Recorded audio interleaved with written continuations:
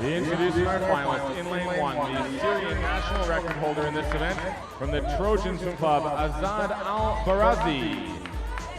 In lane 2, third place in the 100 breaststroke of the 2013 NCAA Championships from Club Wolverine, Richard Funk. In lane 3, first place in the 400 individual medley of the 2013 NCAA Championships from the North Baltimore Aquatic Club, Chase Kalish. Lane 4, 25th place in the 100 breaststroke at the 2011 World Championships, swimming unattached, Mike Alexandrov.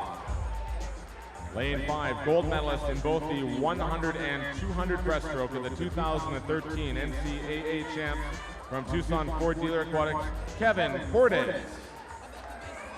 Lane 6, 14th place in the 200 breaststroke of the 2012 Olympic Games from the Trojan Swim Club, Glenn Snyder.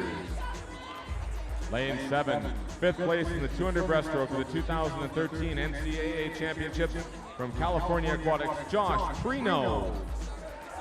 Lane 8, 6th place in the 200 breaststroke of the 2012 Olympic Games from Tucson Ford Dealer Aquatics, Clark Burkle. And in lane 9, 13th place in the 100 breaststroke of the 2012 Olympic Games from Fiat Minas, Felipe Lima.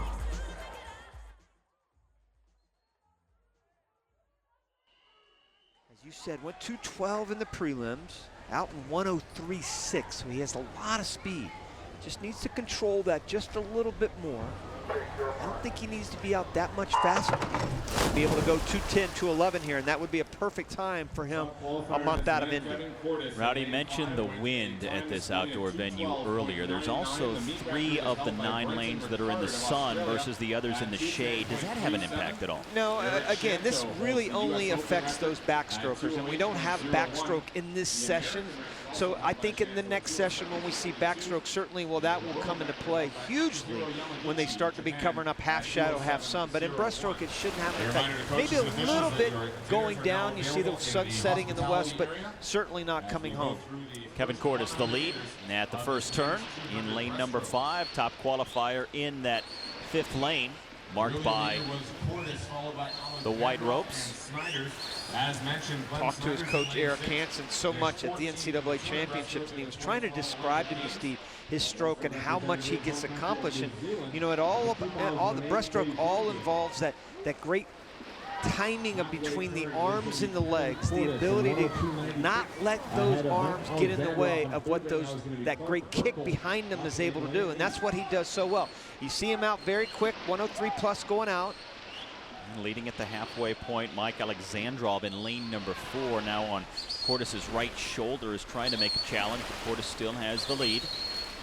Alexandrov has swum a much better 200 here as he's gotten older. He's 28 years old, yet he's still hanging around there in the 200. He's going to have a very good 100 breaststroke in Indy. Both Cordes and Alexandrov might be the favorites going in. 137 flat. If you think about what he did, that's about a second faster than he went in the prelim. So he's definitely on track to go 211. He just needs to bring it home, keep his stroke together here. He's now stretched his lead in lane 5 in that white cap. Kevin Cordes by a body length over the rest of the field right now, coming home. 2:10.92 is actually his best time. I know he'd love to get that, and that would pop him into the top 10 in the world. Kevin Cordes, start to finish, a huge win, 2:10.95 for the winner of the men's 200 breast. Just off his best time.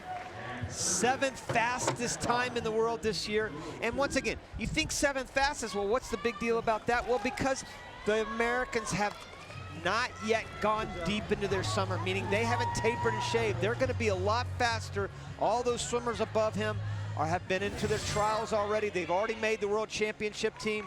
Cordes right there in the middle, right between those 2 white lane lines. You can see the distance per stroke that he gets. Those are 3 incredibly important words in swimming, especially breaststroke and especially long course. You've got to get that distance per stroke. And then you see the same exact turn from underwater, but see how he kind of lays out. He lays out. That's because, Steve, he gets so much out of that kick, that prominent kick behind him, and he's able to keep that together all the way home. Look at that. 2-3 body lengths lead, 2:10.9, 7th fastest in the world.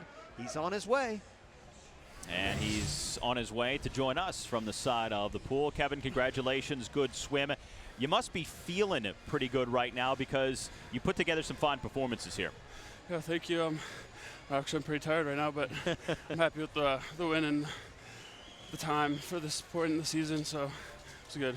What's the biggest difference mentally for you, not so much physically, but mentally, between a 200-yard breaststroke, Kevin, and a 200-meter breaststroke? Just a lot more swimming, and you know, I don't have those walls and pullouts that I can bank off of, so I just need to focus on my stroke and get into a rhythm for a whole 50 meters. You think you can learn a lot from this race that will help you in Indy? Oh yeah, a lot. I'll compare it to last year because it's almost on my best time, so hopefully I can carry this over to Indy. Well, great job, my man. Super swim. Thank you very much. The 19-year-old from Naperville, California gets the win, and we shift our focus to the freestyle. The women's 400 free coming up next from Santa Clara.